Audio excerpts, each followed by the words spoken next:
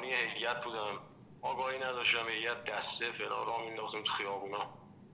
حالا خدا رو شکر چند سالی فهمیدیم که این کارا همش بود پرستی و شرک بوده. میدونی چیه که اصلا دین حساب نمیشه، داستانه، یه داستان من در آوردیه. بله. شما الان گفتید که هیئت داشتید و خلاصه شما هم شرکت میکردید در این مراسم و اینا. چطور شد که این ماشاءالله چطور شد که شما این تحول در شما ایجاد شد؟ اولین جرقه هدایت از کجا شروع شد؟ من الان به شما دقیق میگم. میدونی آقای انصاری، من خودم حقیقت هم خلافکار بودم، من مشروب میفروختم، خب هم در روز محرم هیئت رو میدونم. اکثر بانیای هیئت هم من میدونم همه خلافکارن، خیالت راحت کنم. هر کی هم میگه نه بیاد اینجا بگه نه. من خودم دیگه تو ایران بزرگ شدم. اون در روزم به قول گفتن هیئت رو مینداختیم، با همون پول خلافمون علامت خریده بودیم فلان و بیسال. و الان هم میدونید چی شد؟ من این شبکه‌های ماهواره رو داشتم بالا پایین میکردم. یه روز شبکه کلمه هم اینو گفتم. شبکه کلمه یان اومد، بعد دیدم یه دونه از مجریاشون هنوز الان نیست تو اون شبکه. خب بعد یان دیدم اینا دارن در مورد حضرت عمر صحبت میکنن، چه عزت احترام. یان گفتم اینا رو نگاه کن، اینا دارن از حضرت عمر چه تعریفی میکنن. سری شبکه رو عوض کردم و گفتم اینا ما خب یه چیزای دیگه شنیدیم دیگه. به ما گفتن حضرت عمر نمیدونم دشمن شیعه بوده فلان بوده، به ما اینا رو گفته بودن دیگه، نمیدونم حضرت فاطمه رو کشته، این حرفا.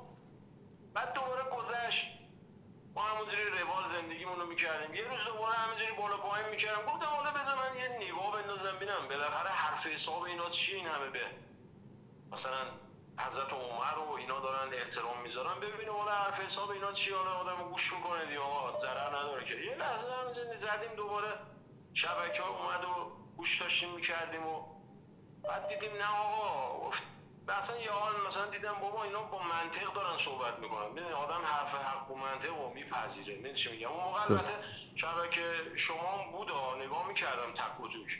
درست. بعد اون یه داشتید هنوزم از آقای سجودیه به نظرم اسمش. بله.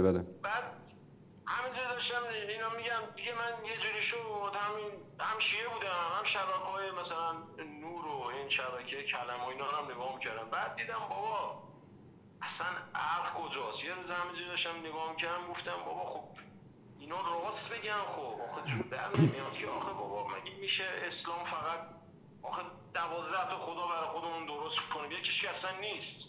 حضرت مهدی چیه؟ اون اصلا وجود خارجی نداره، چه به دنیا نیومده که اینو مثلا درست. میدونی بعد از اون قشنگ اینجوری شبکه‌ها رو بالا پایین میکردم نگاه میکردم، میدم بابا خب مگه میشه آخه من زنم رو یکی بکشه، بعد بردارم بهش دختر بدم، بعد اسم بچه‌هامو عمر بذارم، بعد خودم خلیفه شدم دوباره صداشو در نیارم. میدونی درست. دیدم جور در نمیاد. یا مثلا این چه عزاداریه؟ خود پیغمبر گفته آقا جون تو یکی عزیزت میمیره 3 روز عزاداری بگیر دیگه.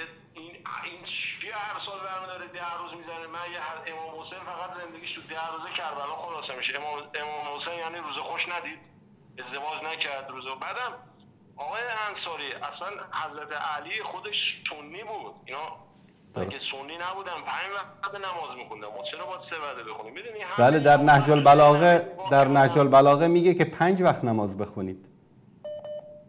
بله میگم خودشون بابا سنی بودن، اون اصلا شیعه نبودن که. خود حضرت فاطمه سنی بود، اصلا همشون سنی بودن.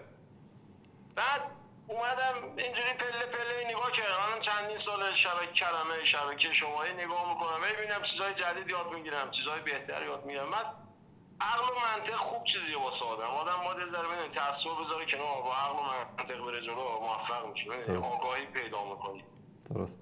زنده باشید، سلامت باشید.